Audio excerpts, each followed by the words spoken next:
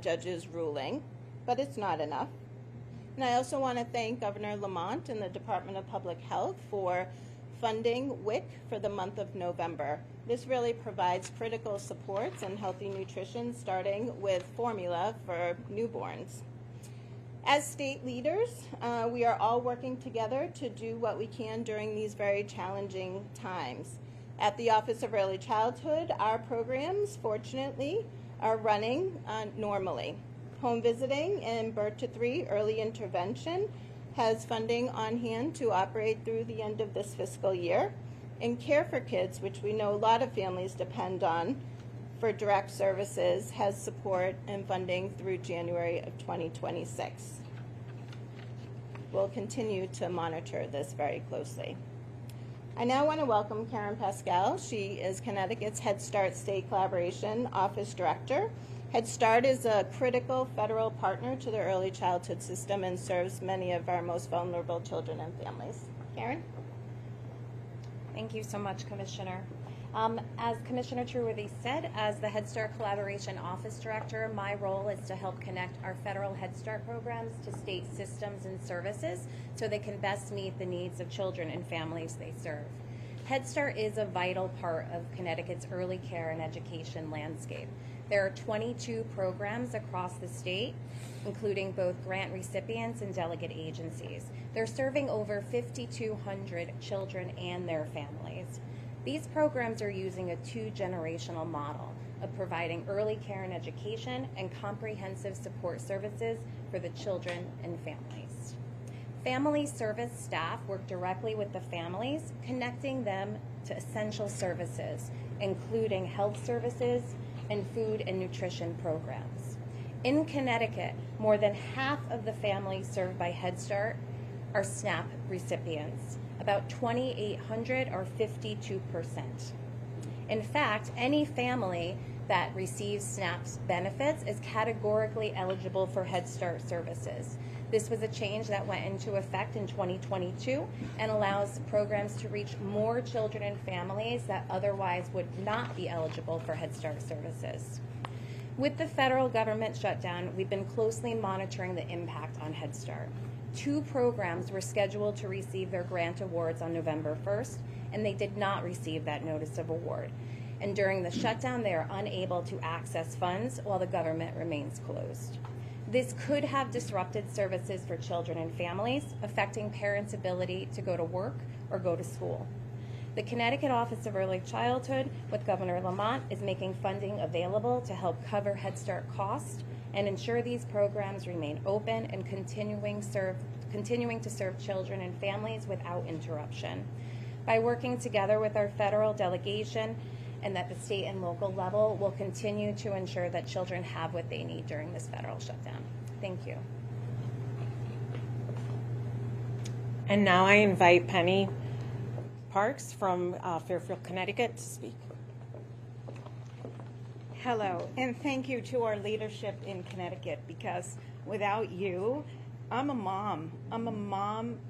We need you guys. I'm a mom of my son Eric is 33 years old. He has tuberous sclerosis complex. It's a genetic disorder, and he has everything: autism, ADHD, seizures, and he lives in a group home sponsored by Ability Beyond.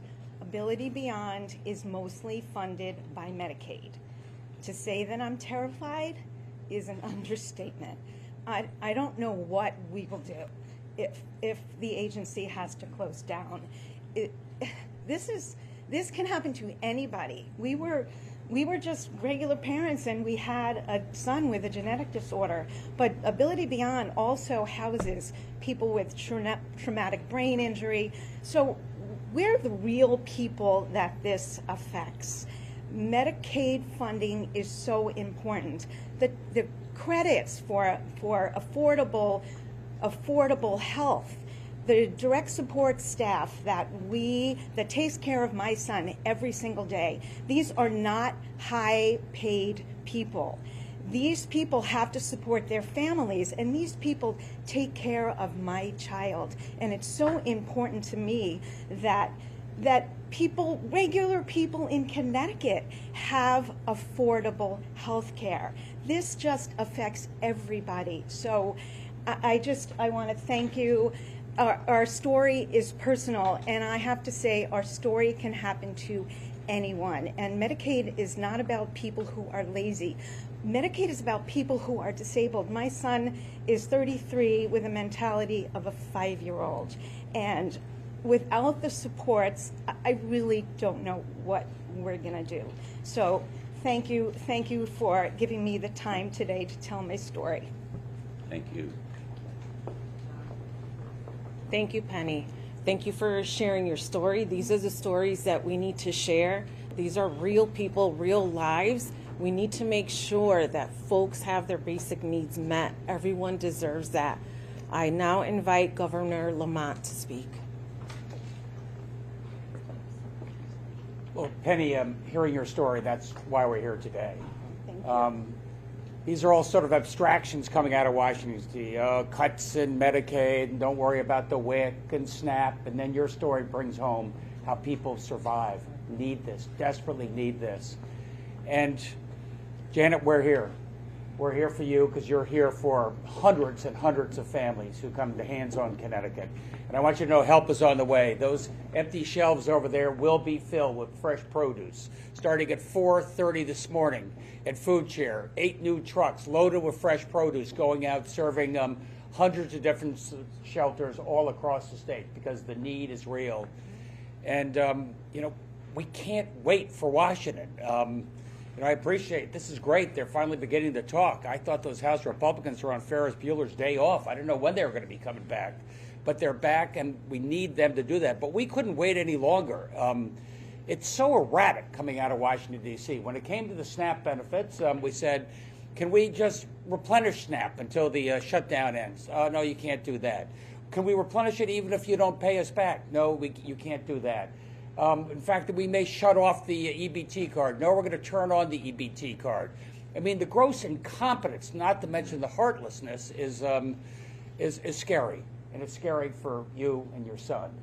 And that's why the state stepped up, thanks to Food Share and Andrea Barton-Rees. We got ahead of this about a week ago, started ordering the food, bringing in the trucks, and that's 3 million meals this week. And hopefully, thanks to William Tong and the lawsuits, the feds are going to step up and do the right thing and replenish the EBT cards, which went dark on Saturday. And if they're not, we're there anyway going forward. We're there going forward for WIC because right now there's enough money for women, infant, and children for now, but that could run out any day. We're going to be able to stand up and make sure we're there for you. LIHEAP, it's getting a little colder out there. That's about $70 or $80 million. I'd like to think that will be refreshed when the feds get back, the government gets back. But, in the meantime, I want people to have confidence that when it comes to WIC, when it comes to SNAP, when it comes to, home heating, we're going to be there to support you. And I don't know what's going to happen on those health care. I mean, the idea of jacking up health care and jacking up food costs at the very same time that, Janet, you said the demand is more than ever because of rent and the high cost of food just seems particularly mean-spirited. But here in Connecticut, we're going to do everything we can to make sure that we take care of you. And I'd like to think the federal government gets back in operation, sit down with the president, come back from his Gatsby party, and let's take care of people. Thanks, everybody. Thank you all for being here today at Hands on Hartford. Thank you for being committed to us, our residents here in Connecticut, the city of Hartford. We appreciate everyone uniting. This is what we need to do because, as I said earlier, we need to meet the basic needs of our people. They deserve it. We all deserve to have our basic needs met, so we can't forget about the unseen in our community. Thank you. Any questions? Governor, there's a confluence of things going on. You have the staff suspension, but at the same time, there's been a discussion about what Connecticut should do to offset some of the cuts in H.R. 1, the One Big Beautiful Bill. Can you give us the latest update as to what is likely to be on the agenda next week in the special session that will be regarding setting some further funding aside, intercepting it before it goes into the pension fund. Yeah, we're going to make a proposal that we set aside money to take care of the cuts necessitated by the shutdown. That's priority number one. We're going to have enough money in place on a bipartisan basis to make sure we can take care of people as long as it takes when it comes to WIC, when it comes to the SNAP cutoff, when it comes to LIHEAP going forward. We'll have time later to see if what we want to do in terms of the big budget busting bill and all the unnecessary cuts that are included in that. But right now, my number one priority on a timely basis is to take care of the people who are getting hit and hit hard by this shutdown. Okay. Let me just add, part of what we're trying to do is get reimbursement for what the state is having to do with its money as a result of the SNAP suspension. Let's regard it as a suspension. And so our legislative effort, and we actually went to the floor this past week, we sought unanimous consent for a bill that will not only restore funding but also reimburse states for what they are spending to make up for the SNAP shutdown. But, you know, let's be very clear. The federal government has money. Mm-hmm. It's sending $20 billion to Argentina. Mm-hmm. $20 billion to Argentina. It is staging a flotilla of battleships and aircraft carriers off Venezuela at a cost of tens of millions of dollars in preparation for a possible war. And in all kinds of ways, spending money that could be devoted to help people who are in need. And we're not talking about necessarily only low-income people. We're talking about middle-income people. We're talking about working families who are encountering a perfect storm. It is a perfect storm of increasing food prices as a result of these misguided illegal tariffs, increasing premium costs for health insurance as a result of the failure to extend the health care tax credits, and a SNAP benefit shutdown, a government shutdown, a perfect storm that is hitting working families here in Connecticut. And the federal government has an obligation to do its part. Obviously, the state is preparing with Governor Lamont's leadership for a special session, and Connecticut is fortunate because we have a surplus and a rainy day fund, but it shouldn't be on the states to meet this gap. It should be on the federal government. They have an obligation, they have the resources, they have the authority, and the courts are telling them they have the duty. Governor, when you announced last week this $3 million, you even had mentioned that it would only be a temporary solution, right, 2 weeks. I mean, if this goes on, what kind of money will Connecticut have to put to provide food for Connecticut families? So we're doing 3 million meals this week. That was pretty much what we thought Food Share was able to handle. We can double that as needed, depending on what the needs may be going forward. WIC, we've got reserves necessary to do that. LIHEAP, I think the same way. If at the end of the day there's a deficiency, we've got a rainy day fund that can make up for some of the shortfall. But I think, as Senator Blumenthal said, the state of Connecticut cannot make up for Washington's failure. They've got to step up. They have a legal obligation to provide this funding. We're doing what we can to help people in the meantime. Governor, there's been a request to set aside approximately $500 million, and it's not all money that you need to appropriate now, but it's money that could remain available that would otherwise be locked up in pension funds. So have you settled on a number that will be set aside next week in special session? Yes. And what is that number? To be determined. I'll let you know tomorrow. But we've got an agreement. We're going to be going forward. We got a special session. We're going to have money set aside to be able to take care of people in need. You've been urged, I know there was a meeting, the Black and Puerto Rican Caucus met with you Friday, and I observed people approaching you Saturday, urging you to do more, however more is defined. What did you tell the Black and Puerto Rican Caucus Friday regarding what is likely to happen next week in the special? That unlike most other states, we have a $4 billion rainy day fund to take care of eventualities like a recession, like the federal government cutting off their obligations to people like this. If in addition to that, they'd like us to put $400 or $500 million additional set aside, don't use it to pay down your pension debt, but just in case we have that money in place, I'm willing to do that. So we're talking $400 to $500 million. That's correct.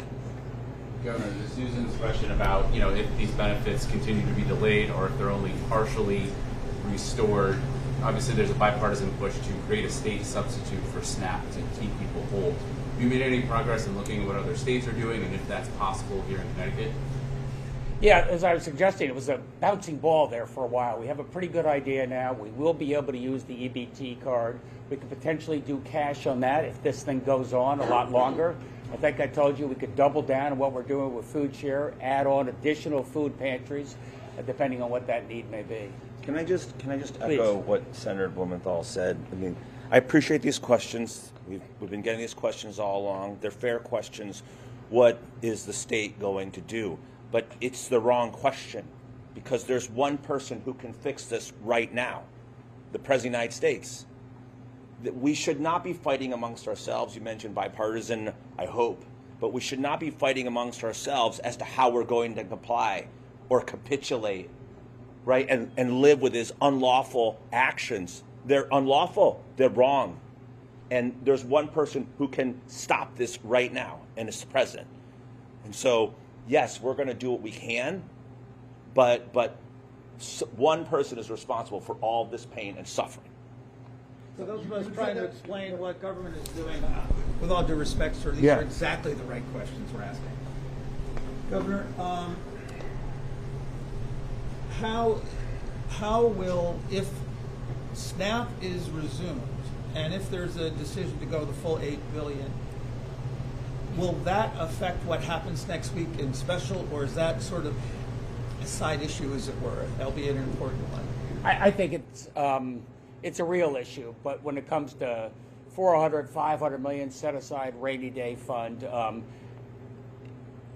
the landscape is changing so quickly. That's not going to be determinative. We're going to be there to take care of people when it comes to food, when it comes to heat, and when it comes to WIC. And the Senator has talked about, again, the very important issue of the subsidies on Affordable Care Act. That is a bigger number. You have said, and the legislators have said, that the state can't replace all that. But is there something that you can give us a sense of as to how much of a subsidy perhaps the state could do, at least temporarily? Yeah, I'm with William on this. I mean, I can model out each of these eventualities, but get it together. I mean, we've got this, the ACA. It's a really important program. These are all working people. They are often self-employed. The only way they can get insurance is through Obamacare. These subsidies allow them to afford it.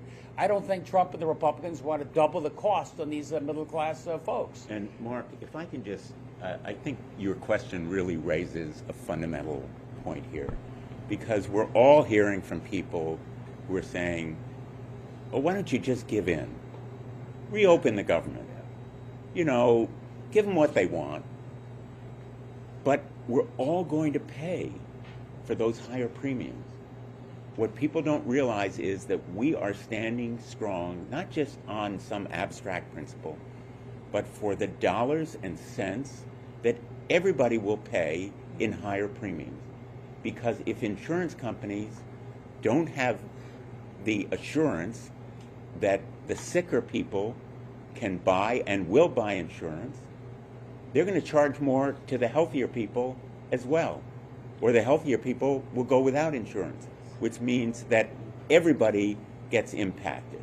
So your question is exactly the right question that shows why we are standing strong and not just capitulating to Republicans in the Congress who say, oh, well, reopen the government and then we'll talk. People can't afford to get sick on Donald Trump's timetable. They are making decisions right now in Connecticut and all around the country, and their decisions will determine what the premiums are that we all pay. So one of the arguments the Republicans put forward against extending all the tax credits is that some people have gamed the system because it became advantageous to put their employees into the market and have them then pay for the premiums through the tax credit. But it's also true that the number of uninsured has dropped significantly as a result of those subsidies. So what I'm asking is, are there any talks that have begun about, is there a middle ground as to how to preserve some of those subsidies for the people who otherwise will become uninsured once again? Without getting too deeply into the weeds, and again, your question is appropriate. No program is perfect. The Affordable Care Act isn't perfect. There are ways to improve it, but let's make sure that working families have access to health insurance. And the most important point is Obamacare, the Affordable Care Act, is working. More people are insured now. More people are getting health care. More people have the ability to go to sleep at night and know their kids will have dental care or vaccinations or the essential stuff that they need. And there may be people, we're willing to say, for example, no undocumented immigrant should get health care under the ACA. Well, it's already illegal. This is a myth.